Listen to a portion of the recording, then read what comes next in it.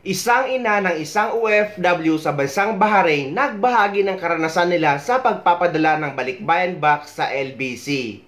Ayon sa nanay na si Ma'am Emeline, ay halos 3 buwan daw bago dumating yung balikbayan box. Pero naging ganito na ang itsura, basang-basa. Magbubukas kami ng padalang package ng anak ko. Ito, amagi na ang lalagyan. Ano kaya ang laman nito? Maayos pa kaya?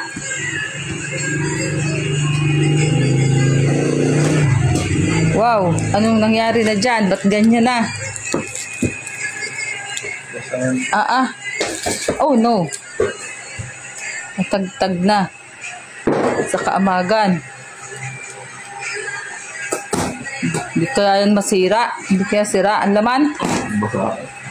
Basa nga eh. Ano ba nangyari na dyan sa padalang yan? Halos 3 buwan nung ipadala galing Bahrain. Amagi na. Hindi maintindihan kung maayos pa ang laman.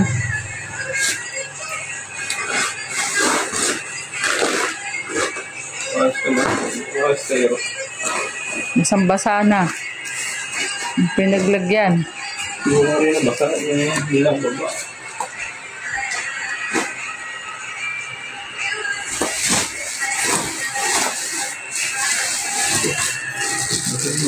Ito.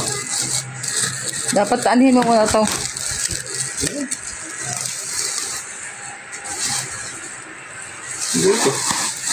Gas range nga daw yan.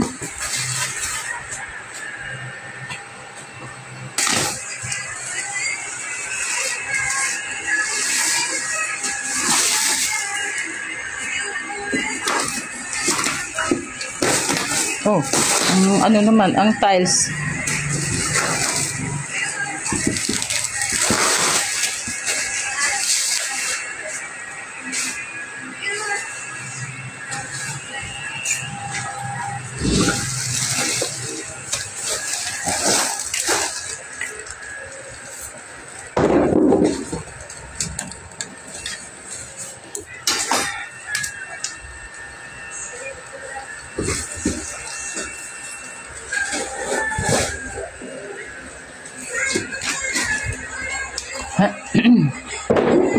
Ito pa.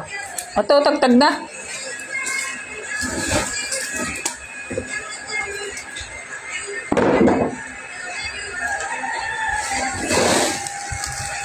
Parang sa taon na sa lagayan.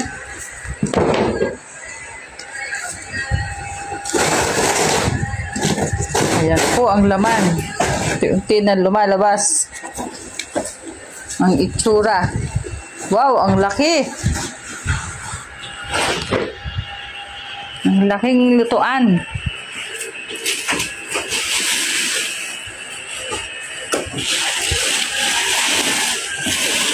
Wow! Ang ganda.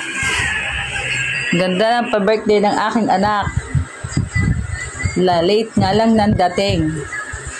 July 15 pa ako nag-birthday. August 14 na dumating. August ano eh? 13? 13, 14.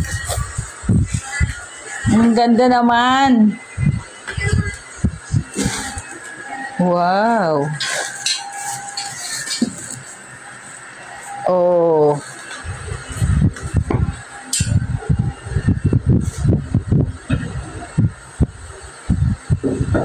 Salamat sa aking anak na nagpa-birthday.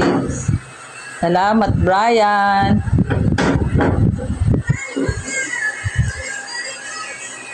Galing Bahrain pa po ito. Kaya nadala niya sa LBC.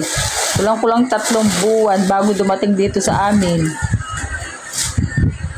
Buksan ito, buksan. Yan. Ay, yan. Nakunan na tuloy. Ay, kumapit na. Ganda. May lechon sa loob. Oh. Yan. Wow!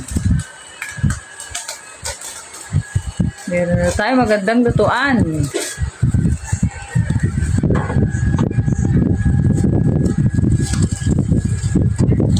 Ayos na.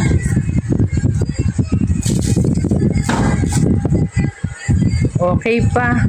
Kahit amagin na ang lalagyan. Okay naman.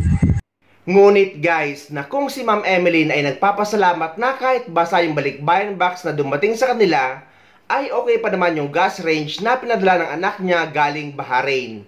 Pero hindi kasing palad niya ang isang pamilya na halos parang basura na ang natanggap nilang balikbayan box na pinadala sa LBC.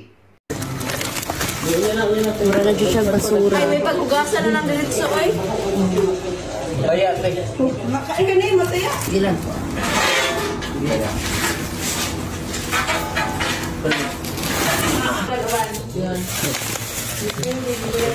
So, mga gini nang tabo sa among box. Wala na sulod. Wala na sulod. Nangayabo. Nangayabo. Wala na sulod. Kani, empty na yun siya. Nabuak. Lugas mabel na din sa lobo. Butang fragile. Ano pwede pa mo? Gibutan nga ang fragile. Crispy din mo rin. Excuse me, tito. Iba't ilahi ako ano yan. So, good. Wala na maon ang pag-handling sa Oh no! buak. Wala na siya mga... Ay, dukudra pa. Sabi na rin. Sir, ay, Kamera! En, kuha na ko sa kabasurahan, En. Dara, dara, dara. Dara, black bag, oh. Na mag-guessing game, dito tayo sa mga... Libya. Dara, te. Come on. Kumot, kapag-open din ni Kuya, kasi, kumot, oh. Coffee. For sure ay kasama ang mga balikbayan box na ito sa mga naapektuhan sa nagdaang bagyo at habagat sa Pilipinas na nagresulta sa pagbaha sa buong Kamaynilaan. Pero guys, sa ganitong sitwasyon ba sa tingin nyo may pananagutan ba ang LBC? Sa akin ay meron. Dahil in good condition na pinadala ng OFW galing sa ibang bansa, pero ganito ang marireceive or matatanggap nila. Dahil for sure naman, bago ka nagbukas ng isang negosyo kagaya ng balikbayan box or cargo shipping company, ay may mga plano na kayo na ginagawa or gagawin kapag nasa ganitong sitwasyon. At dapat ang warehouse ninyo ay yung hindi inaabot or pinapasok ng baha. Dahil hindi naman siguro pwede na ang customer ang magsasuffer na pinadala sa inyo yan na maayos ang kalagayan at dapat ihahatid nyo din ito sa pamilya niya or sa pamilya ng mga OFW na in good condition.